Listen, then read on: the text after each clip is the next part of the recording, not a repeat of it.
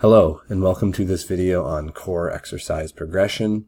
In this video, we will take you through two different core exercises, starting with the stabilization stage, then progressing to the strength stage, and then finally the power stage.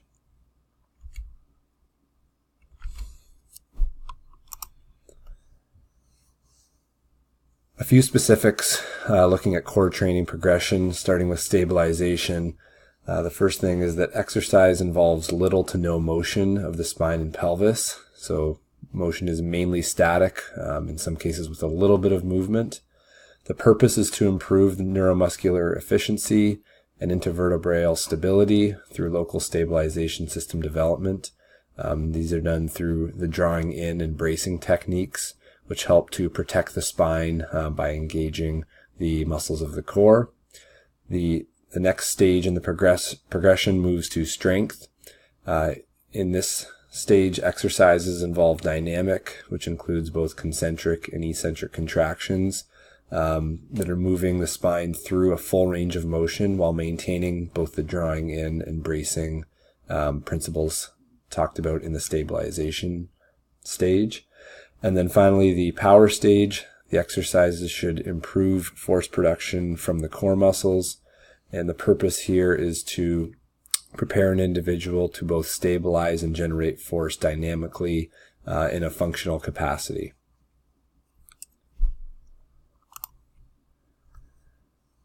The first exercise we're going to look at the progression of is the Russian twist.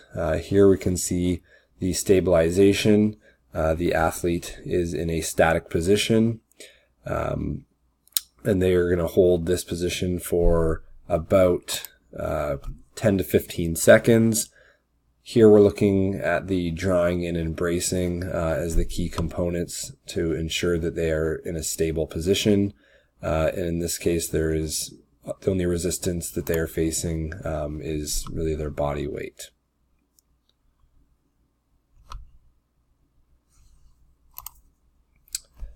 The next progression in the Russian twist would be the strength phase.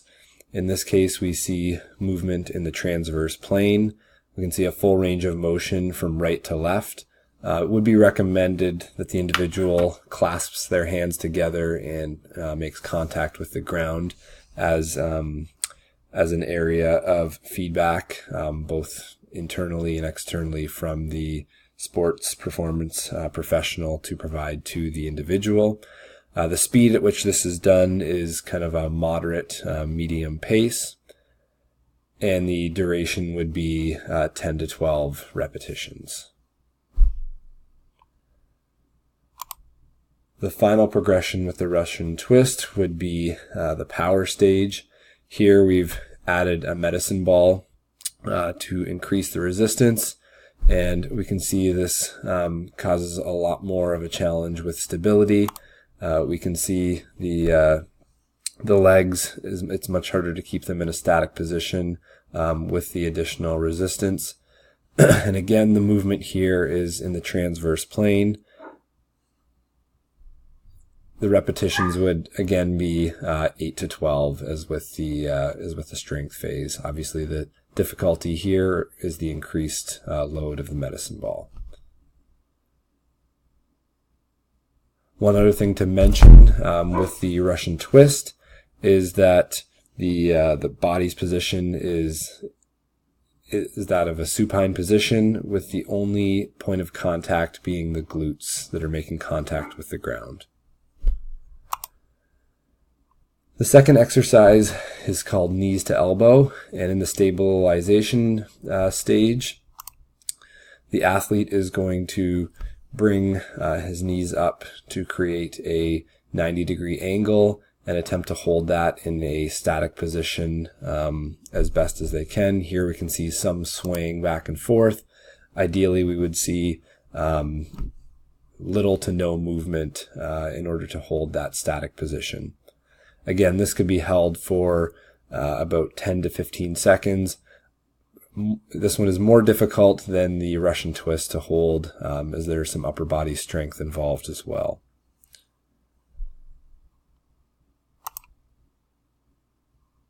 The next progression in knees to elbows would be bringing the knees up into a flex position and then going back down to neutral. So we can see here we're adding some movement to the core exercise to progress from just a static position. This could also be done from side to side in kind of a twisting motion, which would add in some movement in the transverse plane. Here we see movement that is mainly in the sagittal plane. And then the final progression of knees to elbow in the power stage would be bringing the knees all the way up to the elbows in a dynamic movement, which moves through a full range of motion. The movement is completed when the knees make contact with the elbows. The speed of this movement is a bit quicker and more dynamic in nature. As well, with the entire knees to elbows, we want to be aware of not rounding the back, keeping the spine in a neutral position, the same idea of the drawing in and bracing of the core of the athlete. And finally, a few points to look at the importance of progressing through the various stages, specifically with the core. The core, or the lumbopelvic hip complex, the stability and the strength are the goals of this core training progression. So as the next points look at, strength gains are not the chief objective, but instead it's the proprioceptive demands through the use of multisensory environment and multiple modalities such as the medicine ball or a stability ball or an uneven surface. Things of that nature are more important than lifting or moving a heavy resistance or a heavy weight. And finally, athletes can begin at whichever stage in the progression they're able to demonstrate optimal control and stability. So they're able to jump in, say, for instance, at the strength phase if they've proven themselves able to hit all of the markers seen at the strength phase. Things like moving through a range of motion while still maintaining core stability. Thanks for watching, and I hope you're able to take away something from the progression of both the Russian twists and knees to elbows. Thank you.